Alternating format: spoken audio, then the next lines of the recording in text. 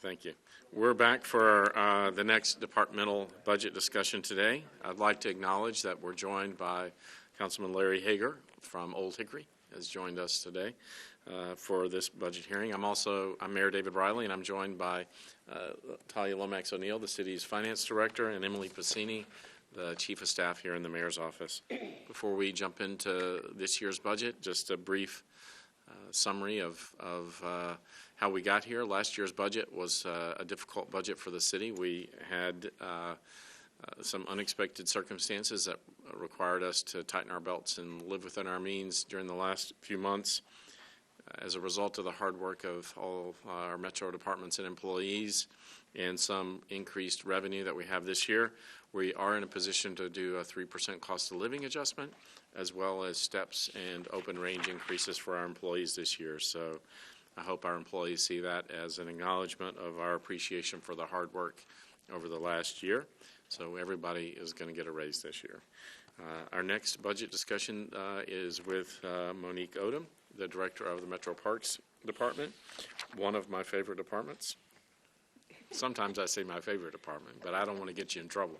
I don't want to get you in trouble. I guess I just we'll take that. I guess I just did it, didn't I? So we've had some great successes in the Parks Department in the last 12 months, one of which was the opening of Azafran Park over on Nolensville Road. And I know you'll have plenty of news about other great things that have happened in the Parks Department in the last 12 months. But if you would start by introducing yourself, Monique, and your colleagues who have joined you, and I see at least one board member who's with you here today. So. All right. Thank you, Mayor. Again, I'm Monique Odom. I'm Director of Metro Parks and Recreation. And I want to, first of all, thank you, Mayor Browley, for acknowledging the dedication and hard work of employees in the Parks Department, for supporting me, for supporting our department, and for your investment in employees through the COLA and STEP and open range merit pay increases. Joining me at the table here today is Shanita White, Assistant Director of Finance and Administration. And Talia, just like a few others who have spoken today, I want to thank you. Shanita is an OMB transplant, and we thank you. We didn't steal her. She came willingly. But thank you very much. In the audience today are senior staff members, Janet Frazier, who is Assistant to the Director, Cindy Harrison, Assistant Director for Greenways and Open Space, Jim Hester, Assistant Director of Special Events, Environmental Education and Outdoor Recreation, John Holmes, Assistant Director of Revenue Producing Facilities, Jackie Jones, Superintendent for Community Affairs, Darlene Morrow, Superintendent of Community Recreation Programs, Tim Nate, Assistant Director of Planning and Facilities Development, and Rick Taylor, Assistant Director of Consolidated Maintenance. We also have Stan Fossick, who is Vice Chair of the Parks Board, here with us today. The mission of the Parks Department is to sustainably and equitably provide everyone in Nashville with an inviting network of parks and greenways that offer health, wellness, and quality of life through recreation, conservation, and community. In other words, we work so you can play. While many know us through our parks, community centers, and historic sites, I understand that most people don't realize the scope and reach of our department. So for the benefit of the viewing public, let me provide a quick snapshot of our department. We manage 187 parks, 7 dog parks, and over 16,000 acres of open space, 19 neighborhood community centers, and 7 regional community centers, 7 public golf courses, 35 historic sites, structures, and monuments, 4 nature centers, 175 sports fields, 143 playgrounds, 200-plus miles of mountain bike and horse trails and greenways, 13 water facilities, which include wave country and 3 spray grounds, 1 marina and 4 boat ramps throughout the city, a state-of-the-art fitness facility with an Olympic-sized pool, also known as the Sportsplex, an extensive cultural arts program that includes dance, art, music, and theater, an experienced staff of park police officers that includes a mounted patrol unit, and last but certainly not least, our wonderful maintenance team that handles everything from grounds maintenance and landscaping to facility repair and custodial services and everything in between. We have one of the best park systems in the country and some of the best staff working to make sure this city can enjoy a diverse slate of recreational opportunities. And we know that people do enjoy the parks. According to the 2018 resident survey, 95% of Davidson County residents between the ages of 18 and 34 and 94% of households with children had visited a metro park or community center in the last year. Results were also high among other demographics. So again, people do love the parks. Now, down to business. While it has been a challenge this year, we are glad to report that we are on track to meet our FY19 savings target of $1,065,000. Our FY20 operating budget requests include staffing and operating costs for the new Bellevue Regional Community Center. I believe both the Sports Authority and General Services talked about this earlier this week or today. This request for funding also includes $80,000 of additional revenue for FY20. Amenities at Bellevue Community Center will include a gym, indoor walking track with open fitness space for boot camp style classes, a clay studio, an art studio, 3 large multi-purpose meeting rooms with demonstration kitchens, a fitness center, a movement studio, and a game room. Is scheduled to open in late 2019, and again, General Services is leading that project. We've requested funding for operating the cold weather shelters for approximately 40 days. As you may recall, the shelter this year is being housed at Shelby Community Center. That operation is being led by Social Services Department with coordination with other departments, and we are glad to be able to do our part in that. Parks is the host agency for the 2020 Tennessee Recreation and Parks Association, or TRPA, conference. The annual conference is attended by 450 parks and recreation professionals from Tennessee.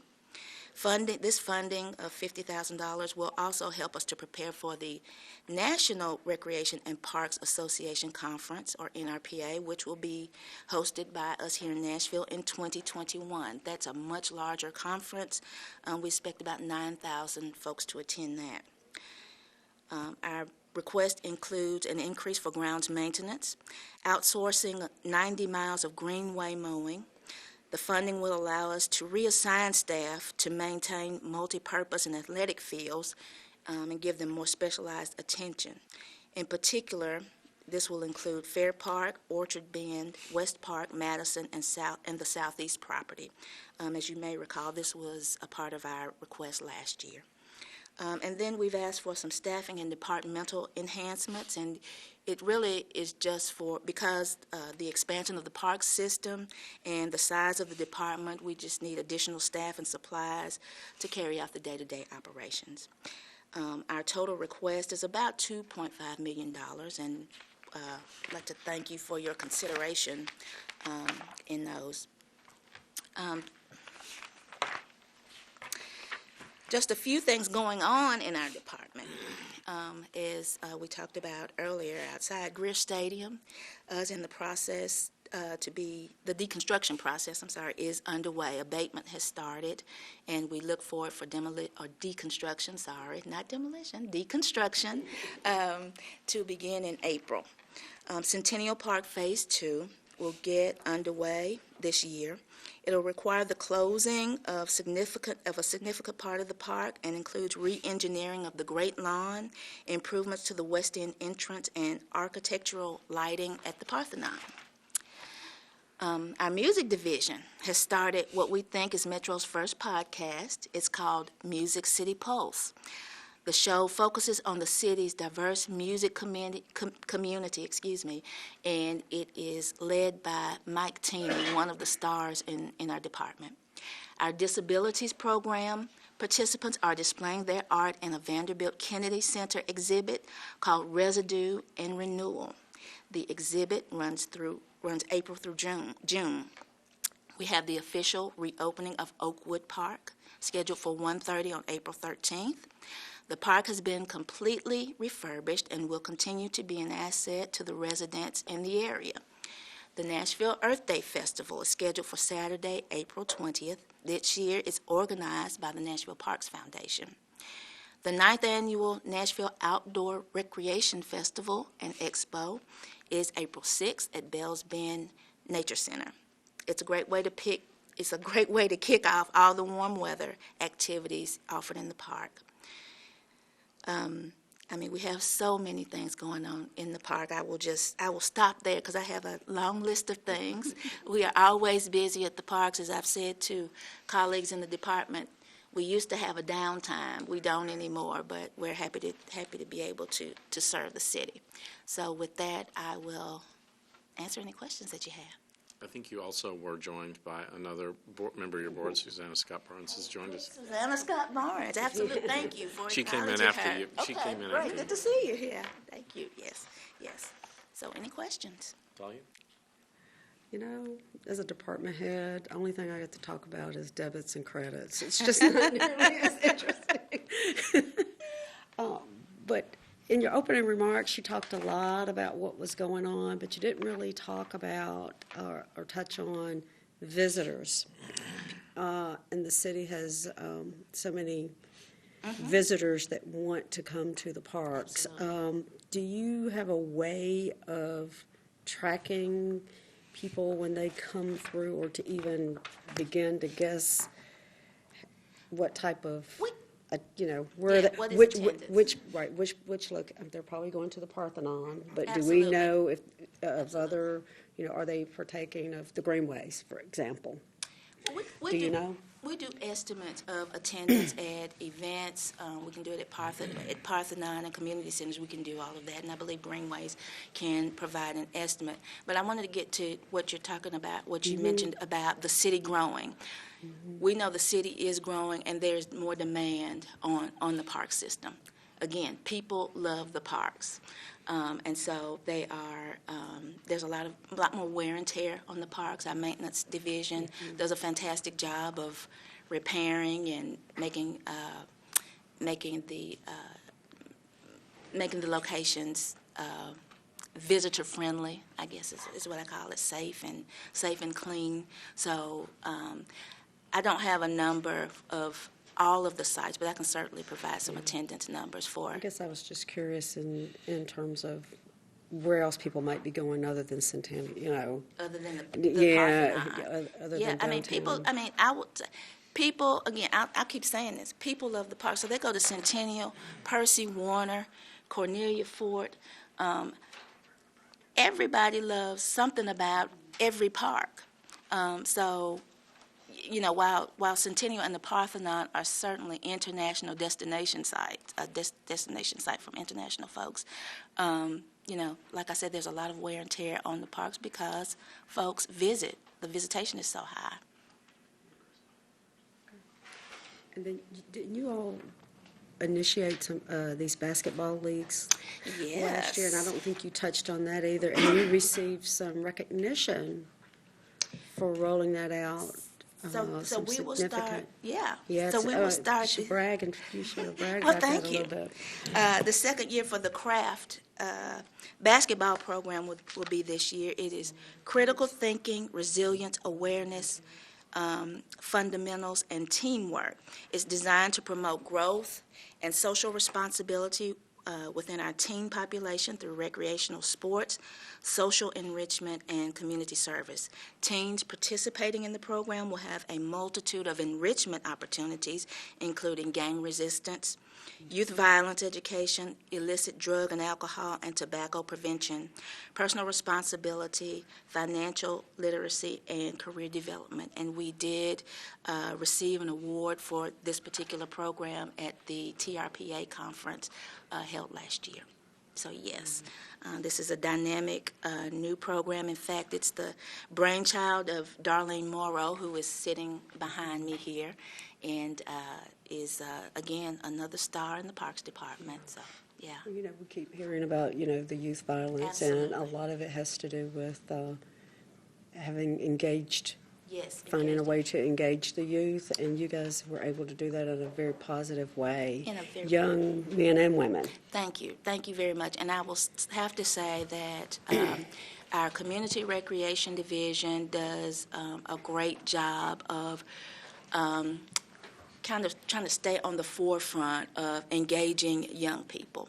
We know that a lot of times young people that come to the center, this is the place that they feel safe. The people in the community center are their role models and mentors, and they are happy to be so. And so we have a lot of dedicated, committed staff. They have a passion for what they do, and I'm excited about it. And I'm very honored to be able to lead the department and have, you know, such a dedicated staff across the department in all divisions. So I have a couple of questions, mostly around revenue generation. Yes. And so I can think of, I guess, there's the old Naval Reserve building over on, I don't know if that's Davidson still there, or if it's, I don't know what the name of the street is there at that point. And there's the, down next to the dog park on First, there's like a kitchen, like that is built. Is that part of the parks? Is that parks controlled?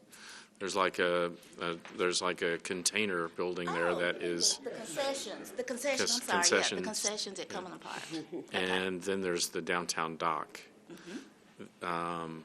And actually there's the courthouse square, the public square here, where the downtown partnership is sort of did a little test run of doing stuff. So how do you look at revenue generation? Do you consider that to be a sweet spot for the department, or is it alien to the general I'd say, program of the Parks Department? I think in terms of resources, let's just talk about the dock for just a moment. Our resources don't allow us to operate that. And so what our staff is currently working on is a scope of work to put out an RFP to have a vendor come in and operate and offer recreational and commercial services. That would be the same with the Naval building. I see that would be, for us, the most efficient way of operating that. Of course, in any model of an RFP, I would expect that there would be some revenue realized by the city, and not just, there would be a revenue share. That would be an ideal situation. So that is how I see that. Yeah, in the past as a city, we generally would let those revenues stay with the department that generated them. And we've moved away from that over the years, so it just all gets dumped into the general fund, which I think de-incentivizes departments from going out there and figuring out ways to generate more revenue. And so I think we got to.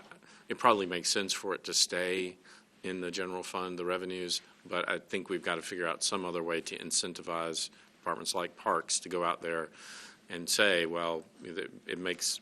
You got a limited amount of time. You have a long list of things to do. Let's move the Naval Reserve building up the list because we know that we'll get some sort of benefit from doing that. So I think we got to figure out some way to do that. Great. I don't think we want to start divvying up resources Right. based on who owns them as a department, but I think we've got to figure out some way to incentivize that. Thank you. Thank you. I'm very pleased to hear you say that. For a long time in the Parks Department, we have had discussions about the possibility of retaining revenue to go directly back into the department, and to hear that you are open to that will certainly start to work on some of those ideas. Right. I bring these items up because people call and say, hey, I would like to rent the Naval Reserve Building for I know. fill in the blank, whatever it is. I'm sure you get Yeah. plenty of calls. Yeah. And it is a building that we ultimately need to either do something Yeah. with, or someday we'll have to tear it down. Agreed. And it's a unique building that we shouldn't let that happen to. I agree. And the same is true for the catering facilities down there and such. And so we didn't talk at all about your capital budget, but I know that I, like every other mayor that probably has preceded me, is rewarding you with plenty of capital and not enough operating. And so that's certainly clear to me that we've got to rebalance that over the next few years to find a way to get more operating resources there. If we're going to fulfill the mission of the parks. For example, we've spoken to Judge Calloway at Juvenile Court, and we know that she sees extended hours at the community centers as being a great benefit to a lot of the stuff that she is working on there. And so that's certainly on the horizon for the department, is to figure out a way to extend those hours and stay open when kids actually need the facilities. So I can't promise you we're going to do all that in one fell swoop. Right. But I've had this same conversation with Public Works and with the library board that preceded you, that over time we've got to get more resources there to help fulfill the mission that you're ready to fulfill. So Thank you for acknowledging that. I really appreciate you acknowledging that our need for operating dollars, and that they have not kept pace with the capital side so much. I really appreciate that. You mentioned Judge Calloway. Her department, Juvenile Court, and the Juvenile Court clerk is one of many departments that we collaborate with. We, because of our limited resources, we collaborate with many community organizations, but also metro departments to get done the basics and then enhanced services too. And they've all been very fruitful collaborations, and we hope to continue that. But I just want to thank you for supporting us. anything else?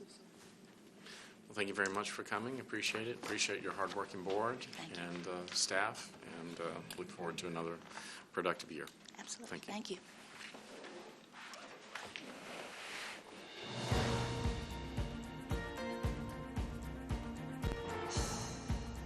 This has been a service of the Metro Nashville Network. If you would like to see this presentation again, or for more information about this and other programs, visit nashville.gov.